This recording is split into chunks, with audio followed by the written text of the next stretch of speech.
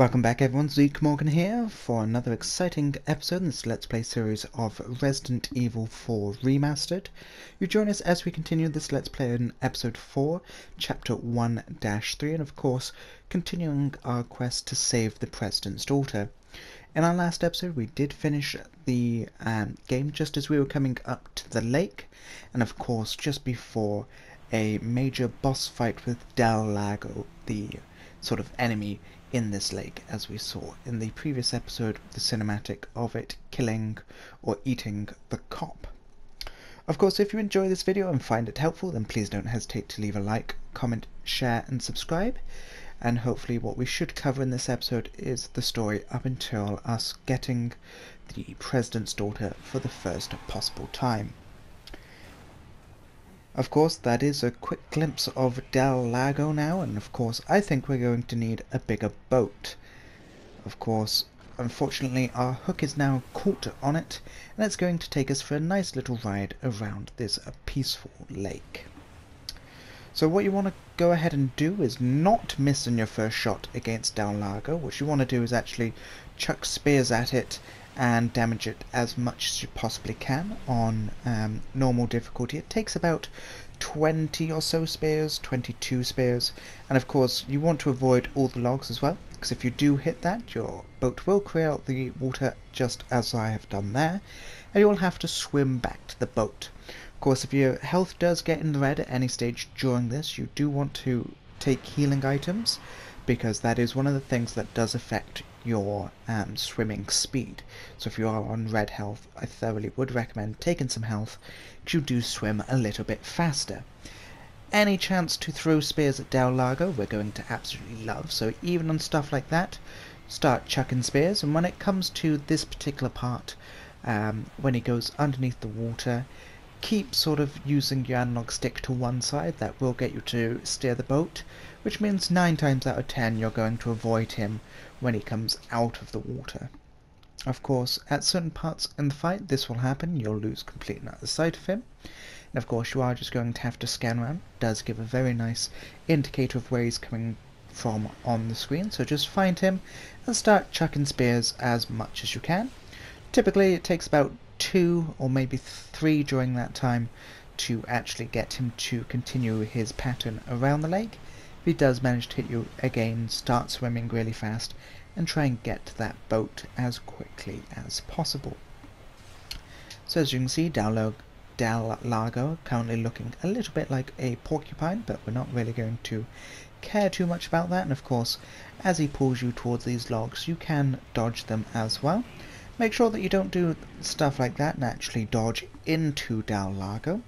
Of course, red health now, so we are going to have to be very careful and very quick on our button mashes. As you can see, Leon S. Kennedy swimming a little bit slower, and I was very lucky not to get eaten. Of course, if you do get eaten, it is a instant kill from Lago, so just please be careful with that.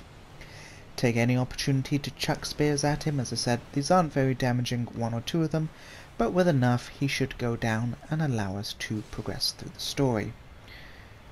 There we go. Don't forget, even when he pops his head down, you can normally get one more sort of harpoon shot on him, so that is always worthwhile. And I think he's going to come from the left hand side this time. Yep, there we go. Cycle to the left, and as you can see, he's around there, so start chucking like a madman as much as we can. And once you've dealt enough damage, this cinematic will play, but don't put your controllers down just yet. We do have another surprise left in store. And that is, we've got the rope tied around our ankle, of course. And this is where it's going to really hurt, so with Leon's trusty knife, you better get cutting as quickly as possible, so mash that square button. Mash, mash, mash, mash, mash, mash, mash. And we will manage to cut ourselves away from that. Whew. So it did seem that we did need a bigger boat after all, but we have defeated the monster of the lake in this particular part. And we're going just to continue our adventures then, continue across this lake, and see what waits upon yonder shores. And of course, Leon being plagued then and coughing up blood, really not the best sort of thing for a Secret Service agent charged with capturing or rescuing the President's daughter. Unfortunately, he is down for the count. That will signify the end of the chapter, and of course we haven't managed to be killed yet. I don't know why I make it sound like such an achievement there, but we're going to take it quite nice and slow then, so we have completed that. And of course we're going to continue this as far as we possibly can, try and aim for another maybe half an hour episode, just to give a little bit of taste of Resident Evil. So of course, acting all dazed and confused, as you possibly would be after waking up from a boss fight, coughing up blood, and pretty much hitting the floor. This is just showing the growth of the parasite inside Leon, and of course, that very dangerous and ugly looking thing that we really don't want happening to us. Of course, unfortunately, losing Leon's signature jacket, which is probably the worst thing that we could do in a situation like this. I've got to say that was my favourite jacket of Leon's. And of course, so then think a nice call from Hunnigan. Leon, it's been 6 hours since our last transmission. I was starting to get worried. Don't you mean lonely? Anyway, I started to feel dizzy, and then I guess I must have lost consciousness. Lost consciousness? Maybe that has some connection to what the village chief was talking about. Can't say. But I'm alright now. I'm gonna continue my mission.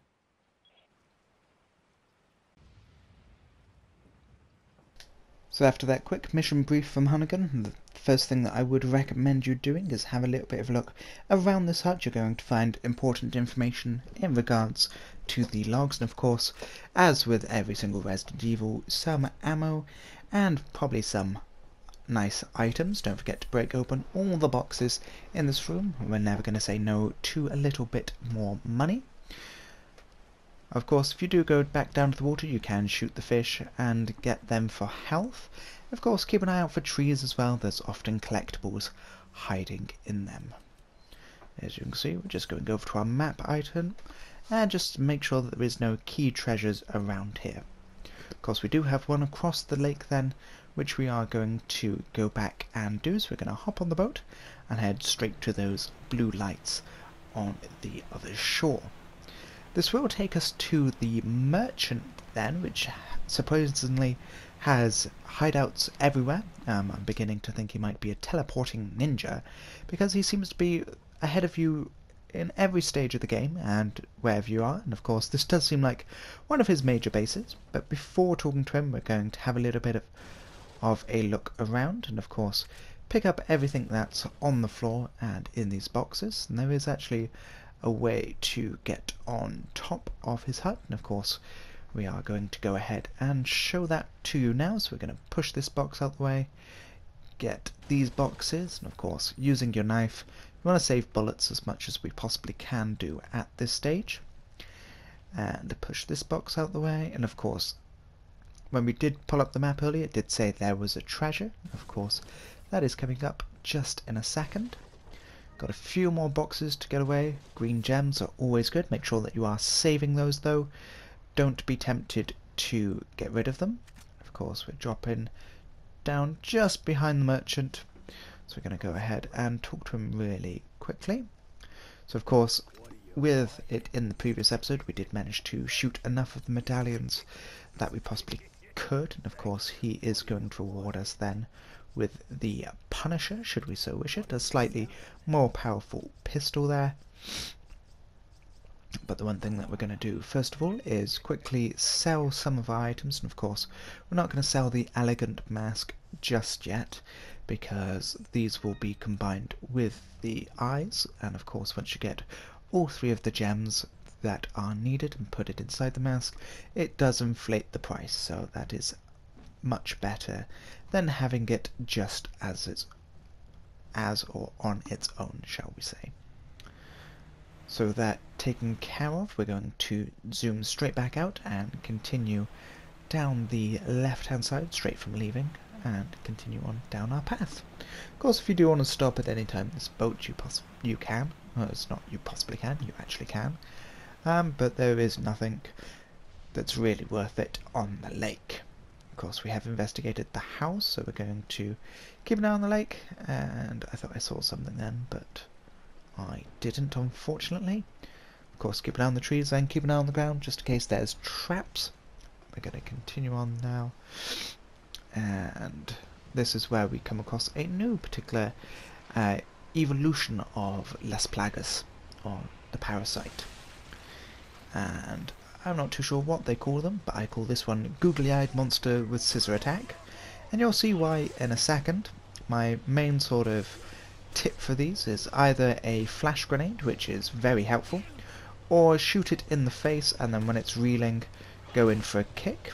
However, when it is flapping about, you've got to be careful not to get hit by it, because as you can see, it will do damage when it's quite when you get close. So you always have to be a little bit careful. Of course, the googly eye, that is where the enemy's head used to be, is its weak spot. So be sure to shoot at that as and when you possibly can. Of course, don't miss an enemy like I just did, but instead keep them coming. It's always nice if you can group these people up as well. Get more with a flash grenade. So on this one, I'm not going to take any chances, just going to shoot him as much as possible.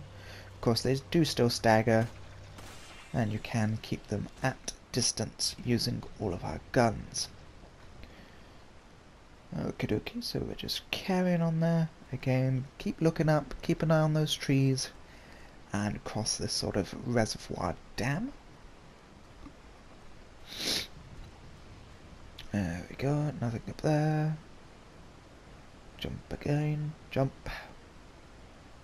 Absolutely fantastic. And now Leon gets to show off his acrobatic skills of abseiling down the path there.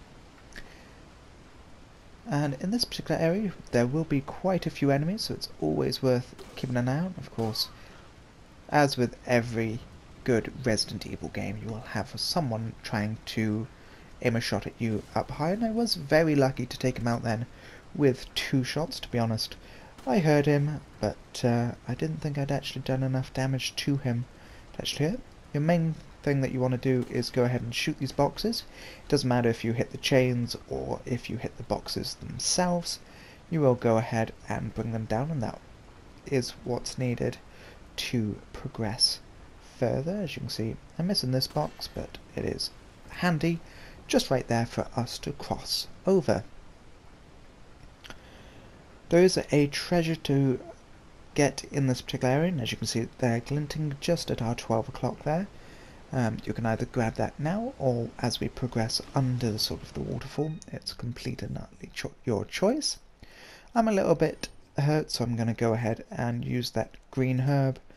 Of course, I've still got a little bit of inventory space there.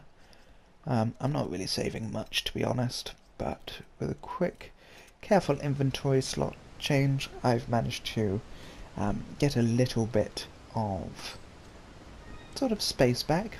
Got nice little rings. Of course, when we see the merchant again, that will be sold to get us a nice little quick profit.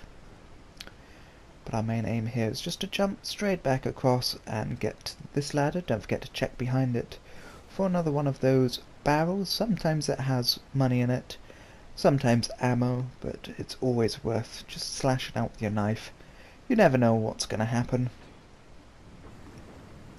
Of course, with most things, given the chance to pull the lever or not, you're going to have to progress the story.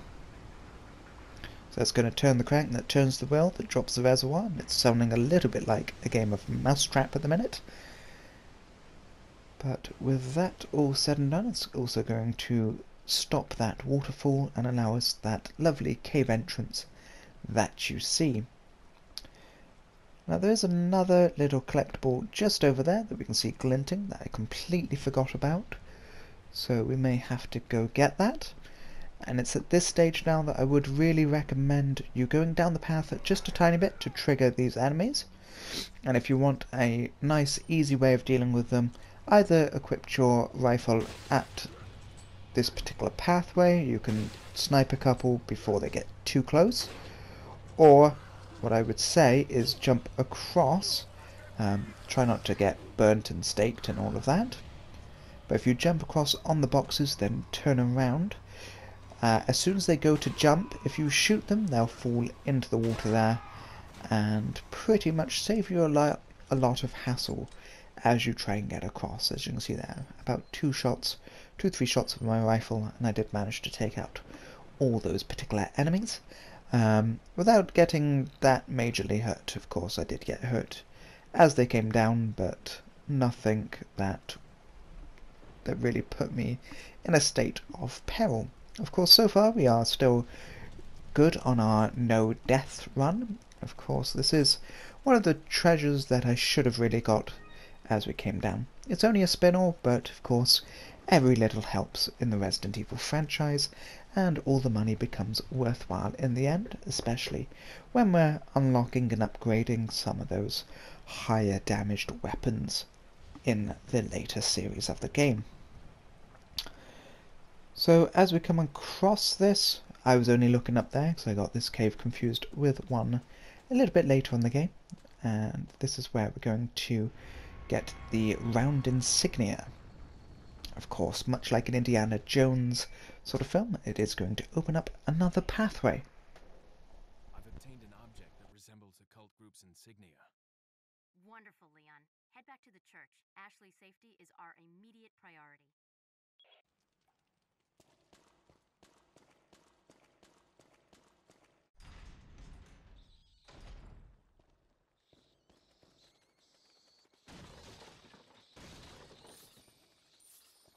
So it's at this stage that I always wonder who's sort of leaving all these boats unsecured. Is it someone that came before us? Is it a member of the cult? Is it the merchant, or is it just people being lazy and leaving their boats about? You never know. Of course, taking the boat back, we do come back to the merchant in his new spot, and I would really recommend a quick save if you haven't already done so at this stage in the game. Of course, once we've saved it, we are going to continue our quest. It's at this stage that I would really recommend combining anything that you haven't already done and getting rid of any of the key treasures that you don't need, for example the spinels or the ring that we had, and selling anything that we don't need. For example, the TMP ammo. I don't plan on picking up the TMP just yet, so that is pretty useless for us as it currently stands. We do have the other handgun should we so wish, but again at this moment I'm not overly fussed on that, so I'm not going to pick it up. Of course that may change.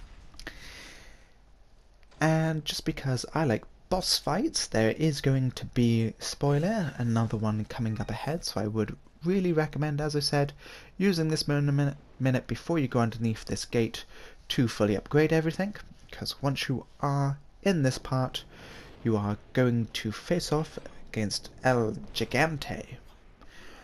And this is where helping the dog at the start of the game will come in a little bit handy. This, I think, is always my one of my favourite cutscenes in this game, of course, other than ones further on in the game, which I won't give spoilers to. The first time you meet El Gigante, and he treats all these guys like Lego pieces, pretty much. He looks like me waking up in the morning. Must crush. And just look how easy he's tearing through all those people, and just think, we have to go fight him. Leon showing his acrobatic moves there. And get ready to rumble! So, what we're going to want to go and do, first of all, I'm just using a frag grenade. This is going to initially weaken him. Don't overly worry if you haven't got any. What you basically want to do is try and aim at his face as much as you can. And of course, there is going to be health and ammo littered about this arena. And of course, we do have the huts. The one thing you don't really want him doing is getting that unlucky and picking up the tree as he just did. If he does, keep an eye on the screen for quick time events or hide behind one of the huts. deal enough damage to the boss, and this thing will come out of his back. And what you want to do is put some damage on it. I always found laying in a couple of pistol shots or TMP shots or even rifle shots, if you're quick enough, does do a little bit of damage to this before running in and button mashing to get that. After you've done that, you will face off against this cutscene. Of course, the dog is back. At this particular stage, the dog will take a little bit of El Gigante's attention off of you, as you can see there. Started lumbering towards me, but then went for the dog. For all you animal lovers out there, please do not worry, the dog cannot die as far as I know in this particular sequence. He is merely there just to get El Gigante's attention and to keep him off you. Fortunately, I got a little bit unlucky there with the rifle shot actually hitting the side of the building, not him. And as you can see, the dog is doing a pretty darn impressive job of getting his attention, but unfortunately it is now back on me. As I said, make sure that you are checking all the huts for any items. However, El Gigante will destroy these with one hit. Of course, if you are in it, you may get hurt. Again, getting rather unlucky with those rifle shots. I'm hitting buildings more than I'm hitting him, but again, dashing in then for the mad button press. I want to keep as much distance as I possibly can. See the yellow herb over here. Let's get away from him. Let's go pick up the items that were dropped when he destroyed that. Be careful when you do get distance from him. I completely forgot that he does that shoulder charge. And of course, luckily for us, we do have quite a lot of herbs saved up. We've got reds, we've got greens. We've also got those eggs that we came across. And these will come in very handy. Of course, worst case scenario, run between his legs. This isn't always a foolproof plan. Sometimes he does bend down and try to grab you, but it's better than nothing at the end of the day. What you don't want is your gun to run out of bullets, so make sure you are keeping a fair distance from him if possible, and using your most powerful gun. In this case, it is my rifle. His head is his weak spot as well, so pop some shots in when you can. I was going to chance another quick scope shot there, but decided not to. Luckily with that shot he is down, so use this time to quickly reload my 5-clip gun and go in for the quick time melee. So we go slash, slash, slash, D, slash, and damage him even more. This cutscene does signify the end of our second boss down in this particular chapter, and of course flailing like a madman. I always think at that stage he's going to fall on Leon, but luckily he doesn't, and he is now dead. The path now opens up to us, so we can go back to the merchant should we so wish, or race on back to the church to rescue the president's daughter. Don't forget to pick up the money dropped by El Gigante and reload any guns that you previously used ammo for. Before you continue into the next arena, make sure that you are breaking open all boxes and securing all ammunition that you did not use. So of course this path seems familiar. We came down this a little bit earlier. Of course we are going back up to the church. Make sure that you are utilizing these jumps for any enemies that appear on the way, and rechecking any of these houses, or outhouses, or whatever we're calling them, because there will be boxes. Of course, if there are snakes in there, be sure to keep your distance and shoot them as they go away. Typically they do have eggs with them. As we get up to this path, get ready for a fight, because there will be 2 zombie dogs that will come round this corner quite rapidly on you. A shotgun here works absolutely wonders. I'm being a bit stupid and trying to get more with their pistol. If they do jump on you, shake the left stick like a madman to get them off. And of course, our main thing here is to get into the church and rescue Ashley. So as you can see, there we go, we got that. Of course, with the insignia we are now able to get into the church, which we will go ahead and do right now. Of course, as we go into the church, make sure that you are having a little bit of a look around both sides for barrels. Of course, I'm not going to spoil too much. I'm just going to give hints and tips as and when they become apparent. Of course, on the left hand side there is a ladder that you need to go up and a nice little puzzle to solve in order to rescue her. This is combining some colours to form those. And what I'll do is I'll end the episode just before we do this puzzle, keep you in suspense for the next one. Of course, if you have enjoyed this episode, then please don't hesitate to leave a like, comment, share and subscribe, and stay tuned for more Resident Evil videos. Thank you very much for watching. As always, have a lovely day.